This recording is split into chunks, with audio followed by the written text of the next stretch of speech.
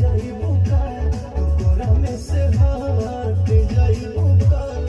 एक बेर छुइए देनी ता बोला घाट जाइबू का अपना हमरा मेंटल नहीं के देखत का हरे नारे जीजा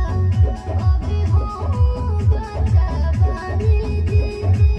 कुछ गड़बड़ ना करे उमरिया के कच्चा बानी जी ढेर जानकार बोला बोली जीजा जी बोली जीजा जी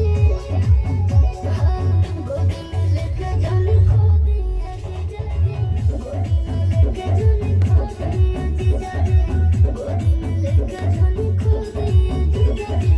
गोदी में लेके जान खो दिया जीजा जी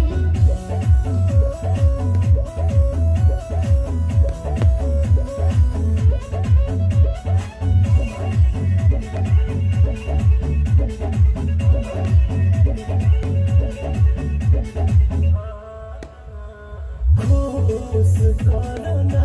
तू मन मोरा खुश करना बाटे बहुते बेचैनी महसूस करना ई का कहत जी आया बहुत बारे ओहो